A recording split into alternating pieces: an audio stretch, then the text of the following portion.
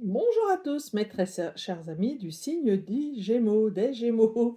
Bienvenue dans votre tirage Gémeaux. J'ai beaucoup de plaisir à vous retrouver. Je sais que vous êtes nombreux de ce signe à être abonnés à ma chaîne, donc je vous en remercie. Merci aussi d'être restés malgré le fait il n'y a pas eu de tirage pendant un certain temps.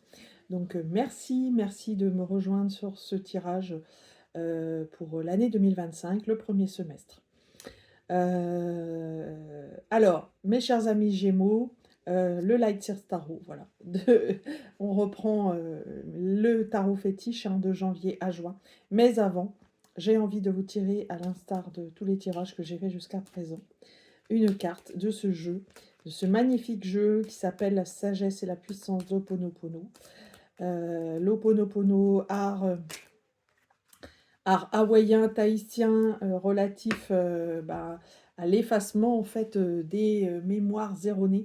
Donc le nettoyage de soi, le nettoyage énergétique par cet art donc qui consiste en la prière, hein. Donc c'est un des outils de nettoyage, mais quel outil, voilà, quelque chose de magnifique qui vise à accepter ses parts d'ombre pour mettre de la lumière dessus et toujours progresser dans son développement personnel, progresser dans la sagesse et puis surtout se débarrasser des anciens karmas, des anciennes mémoires qui nous bloquent, qui empêchent en fait l'abondance dans notre vie. Donc je vous invite à aller voir si vous ne connaissez pas cet art sur internet. On trouve beaucoup de choses, des livres notamment, sur Ho'oponopono. Alors, Ho'oponopono et cette carte que j'ai tirée pour vous, c'est marrant parce que je l'ai déjà tirée, et notamment pour la balance, qui était aussi un signe d'air. Et cette carte nous invite à accueillir justement la part d'ombre. La part d'ombre, et on la met à la lumière. Regardez comme voilà, ce personnage met cette part à la lumière et voilà, transmute cette part. Donc c'est une invitation, hein, mes chers amis Gémeaux, à vous nettoyer via Ho'oponopono. Voilà. Alors, c'est parti pour votre tirage, mes chers amis Gémeaux, à partir de janvier. Janvier, qu'est-ce que nous avons avec le Lightseer Tarot? Eh bien, nous avons une énergie très puissante qui est celle du 8 de Pentacle. Alors, vous serez vraiment très occupé, hein. Regardez ce personnage voilà, sur tout un cycle de lune ici, hein, pendant tout un cycle, voilà, les expérimentations, le dos tourné, voilà, on voit des expériences qui se font, hein, avec la recherche, voilà, la recherche, la quête en fait, hein, de la valeur, puisque nous sommes dans le pentacle. La quête de la valeur, la quête de l'argent peut-être, puisque voilà, l'argent est une valeur, hein, on est dans le matériel avec le pentacle. La quête peut-être également de progrès, d'un nouveau travail peut-être, ou encore des valeurs, hein, de votre propre valeur. Voilà, la quête, vous êtes en recherche de votre propre valeur en janvier. Et donc, vous expérimentez plein de choses. Vous voyez, ça peut revêtir plein de situations, que les situations soient matérielles ou spirituelles. Donc, je vous laisse en fait lier quelle situation vous correspondrait le plus à vos énergies. Donc, il peut qu'il s'agisse de votre propre valeur ou des valeurs qui sont dans votre vie. Voilà, très belle carte en tout cas. Moi, j'aime bien. Le 8, on commence l'année avec de l'énergie, donc c'est toujours bon à prendre ce 8. Février, nous avons une coupe et nous avons ici le page de coupe. Alors, le page de coupe, on est dans les nouveaux départs, hein, quand il s'agit d'un page.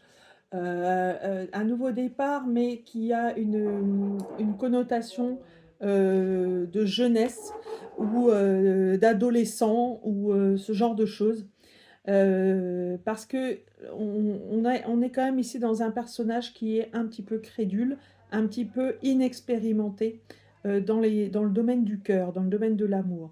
Alors, c'est pas forcément vous, ou alors si c'est vous, c'est encore une part de vous qui est un petit peu dans ce schéma enfant. Alors en tant que Gémeaux, je sais que le signe des Gémeaux, hein, souvent, on l'appelle l'éternel étudiant, hein. Voilà, vous paraissez souvent très jeune, et si c'est pas le cas, vous avez toujours dans votre esprit bah, cette façon de voir jeune qui vous caractérise, hein. Avec ouais, je tenterai bien ça, et puis j'ai beaucoup de relations amicales, j'ai des copains et je parle avec, et cetera, et je passe parfois des heures au téléphone. Non, j'exagère, j'exagère. Mais voilà, c'est un petit peu ça, hein, le signe des Gémeaux.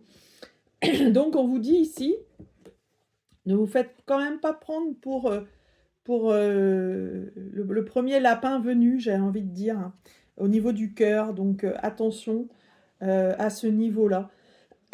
Dans le travers. Alors la jeunesse, c'est bien d'un côté, mais il y a aussi, voilà, c'est un petit peu ce défaut, hein, si on peut appeler ça un défaut.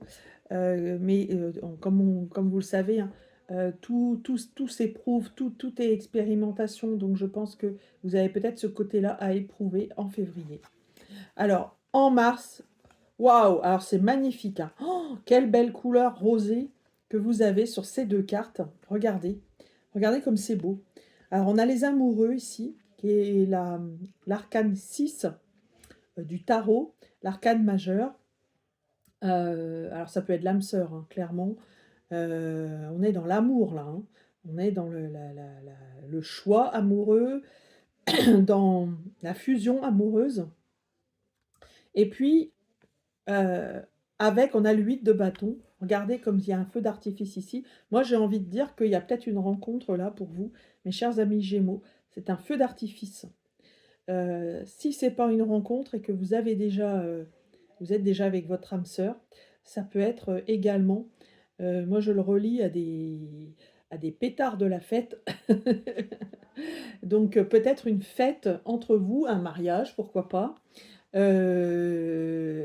Et puis sinon, ça peut être également, ben, vous êtes tellement dans une phase où vous êtes bien ensemble, vous voyez comment ça s'emboîte ici parfaitement, et bien que ça fait des superbes étincelles d'énergie, quoi.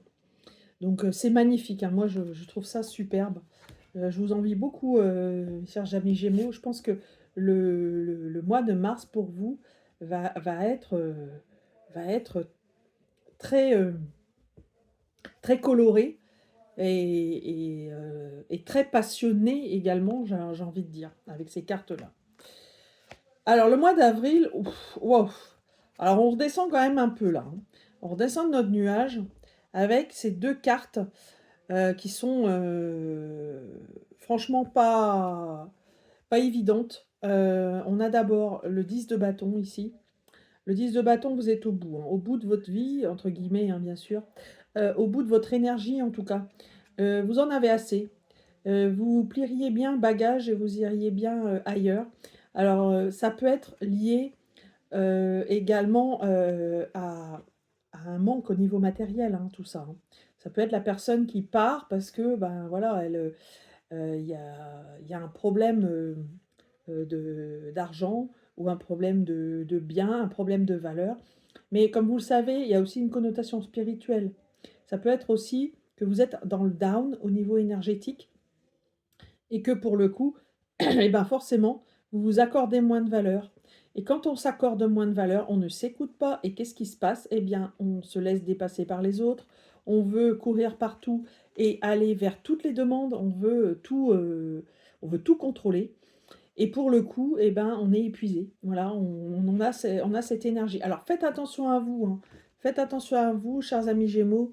Moi, je dirais que c'est lié quand même au domaine du travail ou au domaine des placements ou ce genre de choses, en tout cas au niveau de la valeur, hein. Et c'est toujours lié à la valeur de soi, hein. Ne croyez pas que parce que vous allez plus travailler, vous allez faire des heures pas possibles, vous allez être mieux vu, c'est pas vrai. Celui qui se donne de la valeur, c'est celui qui sait dire non. Voilà. Donc cela dit en passant, petite parenthèse. Alors, le mois de mai.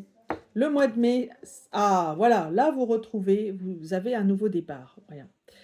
Superbe. avec l'arcane du magicien, l'arcane 1 du tarot, donc arcane majeur, donc mois très important, hein. Mois très important pour vous le mois de mai, chers amis Gémeaux, pour certains d'ailleurs ce sera l'anniversaire. Voilà, vous êtes un alchimiste, voilà, vous repartez sur des bases plus saines pour vous, plus solides. En plus, on vous dit qu'il faut quand c'est comme ça, se recoller à son savoir-être, à ses qualités, à son savoir-faire. Alors chez vous, c'est clairement l'intellect, la communication, hein, votre point fort, chers amis Gémeaux. Donc reliez-vous à votre part de créative et faites-vous confiance, j'ai envie de dire. Donc la confiance, en plus, on le voit, hein, il y a du jaune là derrière. Le jaune qui est quand même la couleur de la confiance.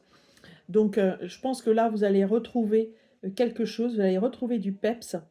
Et voilà, vous avez décidé de repartir sur un autre cycle. Et c'est tant mieux. Alors, le mois de juin, mes chers amis Gémeaux, ben voilà, vous terminez très bien ce semestre dans votre mois anniversaire, donc avec la fin mai. Mais voilà, il y en a beaucoup qui sont aussi du mois de juin hein, chez les Gémeaux, hein. Et pour le coup, ici, vous avez le roi de coupe. Alors le cœur, toujours le cœur. Moi, j'ai envie de le relier, ce roi de coupe, aux amoureux qu'il y avait là. Mais j'ai envie de dire aussi que ce roi de coupe, eh bien, ça pourrait être vous. Ça veut dire que, regardez, si on regarde bien votre semestre, en février, vous aviez le page de coupe, et 4 mois plus tard, donc on peut considérer que vous avez vécu tout un certain nombre de choses, eh bien, vous arrivez au roi de coupe. Entre, on va dire, le summum, la grande passion, et puis un petit peu plus compliqué, avec des énergies un peu de manque, de down, etc. Donc toute cette expérience vous ont permis de devenir, en fait, ce personnage empathique qui est plus sûr de son domaine de cœur, qui a beaucoup plus de recul sur les choses et également, voilà, c'est le savoir-faire amoureux, hein, c'est le père aimant, le roi de coupe. Voilà, mes chers amis du signe de Gémeaux, je vais vous tirer en complément une carte numérologique. Voilà, une vibration pour vous.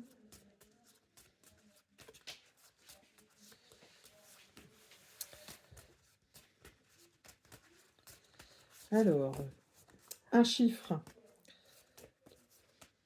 qui est un petit peu être le reflet de votre semestre. Voilà, l'énergie, eh bien c'est le 8. Voilà, le 8. Vous démarrez l'année avec un 8. Donc c'est très bien. Donc ce 8, voilà, beaucoup d'énergie, hein, beaucoup d'énergie. Profitez des énergies du 8, de ce que le 8 peut vous apporter. Et puis, un coup de dé pour terminer.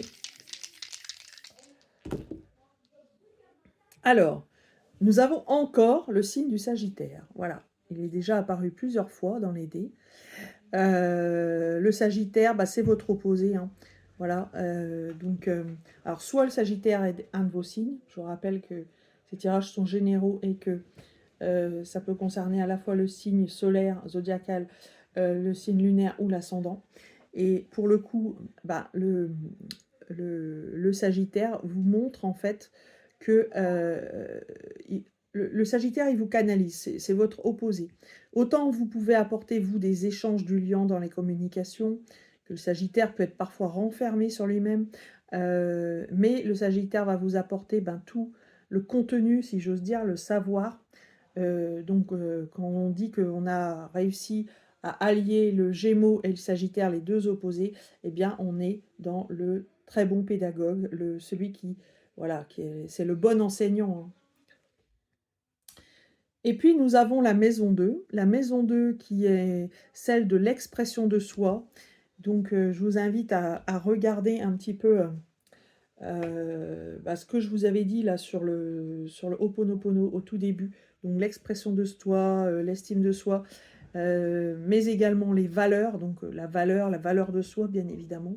Et puis, nous avons en désastres qui vont venir voilà, intervenir dans votre cycle. On a Pluton. Donc Pluton, la planète de la transformation, bien évidemment, la mort et la renaissance. Voilà, chers amis du signe des Gémeaux, je suis très contente d'avoir pu faire votre tirage. Je vous retrouve tout prochainement pour des tirages mensuels. Je vous embrasse, je vous souhaite une bonne année 2025.